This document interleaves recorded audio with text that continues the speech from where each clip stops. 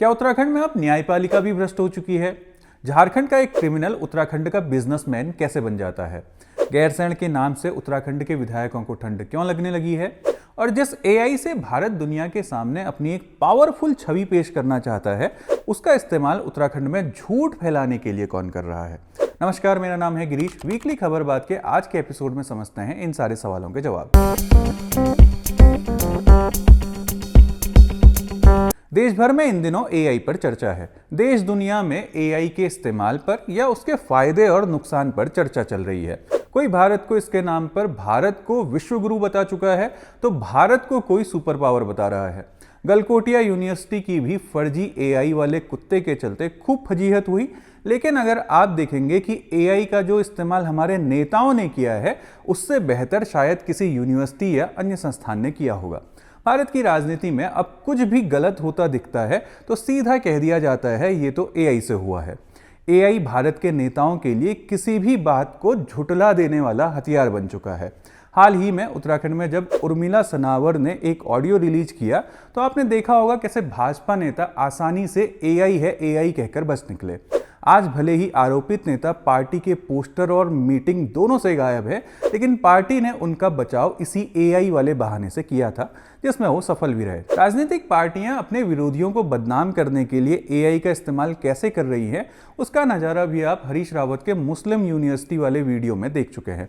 इस हफ्ते भी देहरादून में कांग्रेस की रैली के बाद भाजपा के नेताओं ने एक तस्वीर साझा की। भाजपा के दायित्वधारी नेता हेमराज बिश्त ने अपने फेसबुक पर यह तस्वीर साझा करते हुए कांग्रेस पर तंज कसा। स्क्रीन पर आप जो तस्वीर देख रहे हैं, असल में वो तस्वीर एआई से बनाई तस्वीर है। दरअसल असली तस्वीर ये है जिसमें किसी ने मुस्लिम यूनिवर्सिटी की मांग चिपका दी। अब भाजपा नेता हेमराज बिश्त ने यह तस्वीर जानबूझकर साझा की या फिर वो खुद ही किसी गलतफहमी का शिकार हो गए, ये तो वही जाने। लेकिन उत्तराखंड की राजनीति में एआई के उपयोग से ज्यादा दुरुपयोग ज्यादा दिख रहे हैं। आप राज्य के दो प्रमुख दल भाजपा और कांग्रेस के सोशल मीडिया हैंडल देखेंगे तो दोनों के बीच आपको एक तरह का एआई वॉर जैसा छिड़ा दिखेगा। एक दूसरे पर आरोप लगाते एआई जनरेटेड पोस्ट दोनों ही पार्टियों के सोशल मीडिया हैंडल पर आपको खूब नजर आएंगे। ऐसा नहीं है कि इस तरह के वीडियो आपको सिर्फ राष्ट्रीय पार्टियों के पेज पर दिखेंगे।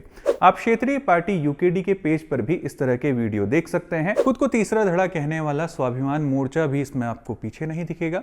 एआई का भ्रामक जानकारी फैलाने में इस्तेमाल सिर्फ राजनीतिक पार्टियां ही नहीं कर रही हैं। अगर आप पिछले दिनों बर्फबारी के दिनों को याद करेंगे तो आपने भी भवाली, हल्द्वानी, हरिद्वार और देहरादून में बर्फबारी वाली तस्वीरें जरूर देखी होंगी। कम शब्दों में कहा जाए तो उत्तराखंड में एआई भ्रामक जानकारी फैलाता ज़्यादा नजर आ रहा है। ये उम्मीद थी कि पहाड़ में इंटरनेट सुविधाओं को बढ़ाएगा, जबकि इंटरनेट पहाड़ में नई तरह की परेशानियां लेकर आया है। बैंक से लेकर तमाम सरकारी दफ्तरों में सर्वर नहीं चल रहा जैसी बातें आम हैं। जैसे पहाड़ के लोगों को घंटों गाड़ी का इंतजार करना पड़ता है, ठीक उसी तरह अब सिग्नल का इंतजार उन्हें घंटों करना पड़ता है।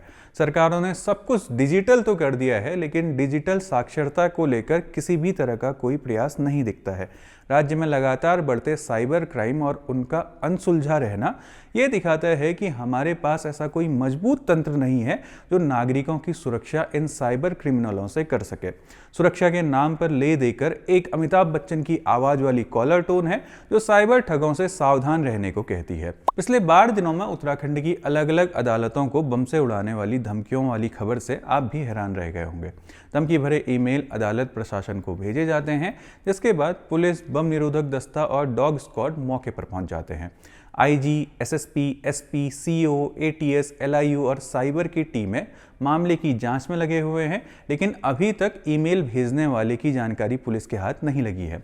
इस तरह की घटनाएं न्यायालय जैसी संस्थाओं का समय तो खराब करती हैं, साथ ही आम जनता के बीच पैनिक क्रिएट करती हैं। लंबे समय तक जब पुलिस इस तरह के मामलों को हल नहीं कर पाती है तो इस तरह के अपराधियों का मनोबल तो बढ़ता ही है, साथ में जनता का पुलिस पर भरोसा भी टूटता है। वैसे उत्तराखंड में अपराधियों के मनोबल कितने बड़े हुए हैं आप पिछले दिनों में हुए हत्याकांडों से खूब समझ सकते हैं।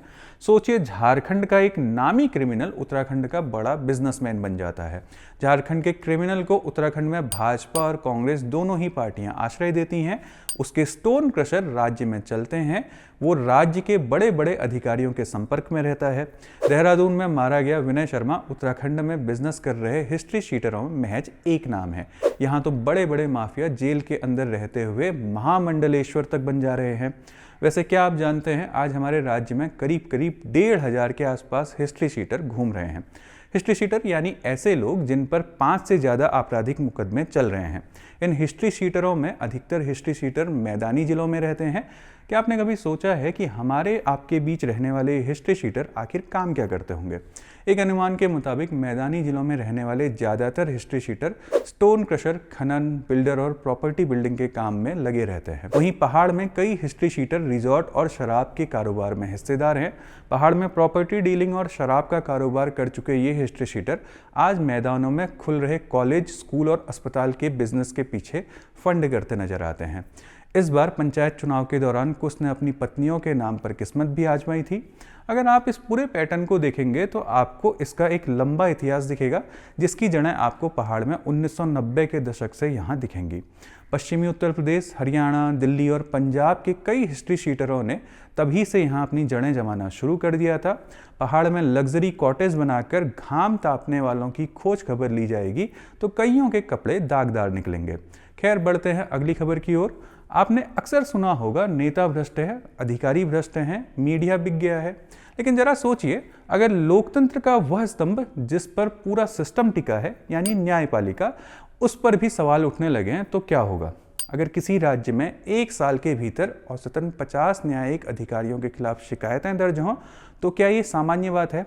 और अगर वो राज्य उत्तराखंड जैसा छोटा राज्य हो तो क्या ये आंकड़ा डराने वाला नहीं है? इस हफ्ते वरिष्ठ IAFS संजीव चतुर्वेदी द्वारा हाईकोर्ट में लगाई RTI के जवाब में पता चला है कि 1 जनवरी 2020 से 15 अप्रैल 2025 तक विभिन्न न्यायिक अधिकारियों के खिलाफ 258 शिकायतें प्राप्त हुई, जिनमें से 4 मामलों में अनुशासनात्मक कार्रवाई शुरू की गई। इसका मतलब ये है कि 5 सालों के भीतर उत्तराखंड की अधीनस्थ न्यायालयों में तैनात न्यायिक अधिकारी और जजों के खिलाफ कुल 258 शिकायतें दर्ज की गई। अब इस जानकारी के बाद होना तो ये चाहिए था कि राज्य भर में इस पर बात होती कि आखिर हमारे अधीनस्थ न्यायालयों में चल क्या रहा है, पर पूरे मीडिया में खबर को हाईकोर्ट द्वारा पारदर्शिता दिखाई जाने वाली खबर के रूप में पेश किया गया। वैसे कोर्ट इस मामले में कितनी पारदर्शिता चाहता होगा, उसका अंदाजा आप इस बात से लगाइए कि IAFS संजीव चतुर्वेदी द्वारा कोर्ट से RTI के माध्यम से जो जानकारी मांगी गई थी वो उन्हें उत्तराखंड सूचना आयोग के दखल के बाद मिली थी। हाईकोर्ट तो इसे गोपनीय सूचना कहकर अपना पहले ही पल्ला झाड़ चुका था। भले ही आज इस फैसले को न्यायिक व्यवस्था में पारदर्शिता बढ़ाने की दिशा में एक अहम फैसले के तौर पर प्रचारित किया जा रहा है, लेकिन जो असल सवाल पीछे छूट रहा है वो ये है कि जिस व्यवस्था के पास आम आदमी न्याय की गुहार लगाने जा रहा है, उस व्यवस्था में 250 से ज़्यादा अधिकारियों के खिलाफ शिकायत दर्ज है। उत्तराखंड सूचना आयोग ने भी अपने फैसले में किसी भी न्यायाधीश या अधिकारी की व्यक्तिगत पहचान या नाम सार्वजनिक नहीं करने की बात कही, लेकिन क्या न्याय व्यवस्था में बैठे ऐसे न्यायाधीश और अधिकारियों के नाम सार्वजनिक नहीं होने चाहिए जिन पर भ्रष्टाचार के आरोप हैं? अब पारदर्शिता की बात चल ही रही है तो जरा हमारे विधायकों की पारदर्शिता के विषय पर भी बात कर लेते हैं। अब देखिए ना, हमारे विधायक कितने पारदर्शी हैं। राज्य बनने के 25 साल बाद भी वो गैरसैंण के प्रति अपनी हिकारत भरी नज़र नहीं छुपा पाते हैं। हमारे सपनों की राजधानी के पास नेताओं ने मजबूरी में विधानसभा भवन तो बना लिया, लेकिन उसके प्रति असंवेदनशीलता लगातार जारी रहती है। जब कभी भी विधानसभा सत्र पहाड़ में करने की बात होती है तो हमारे विधायकों की सांस फूल जाती है, तो कभी उनको ठंड लग जाती है। विधानसभा सत्र भराड़ीसैंण में कराने की बात भर उठी थी और हमारे नेताओं को स्वास्थ्य की परेशानी, खर्च और न जाने क्या क्या याद आने लगा। अगले साल राज्य में चुनाव है, सो हर कोई उम्मीद कर रहा होगा कि राजनीतिक फायदा उठाने के लिए सत्ता पक्ष वाले सभी सत्र गैरसैंण में कराएंगे, यानी आने वाले सभी सत्र सत्ता पक्ष गैरसैंण में कराएगा। लेकिन यहाँ तो उल्टी गंगा बह रही है। सत्ता पक्ष के विधायक दलीप रावत को ही गैरसैंण के नाम पर ठंड लग रही है। हर बार की तरह इस बार भी वही खर्चे का रोना अलग से जोड़ दिया जाता है।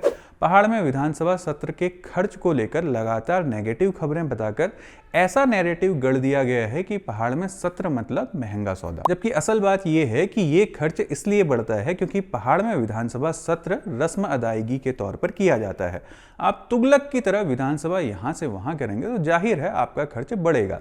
क्या ये हमारे लिए शर्म की बात नहीं है कि राज्य बनने के 25 साल बाद भी हम इस बात पर बहस कर रहे हैं कि राज्य का विधानसभा सत्र पहाड़ में हो या न हो?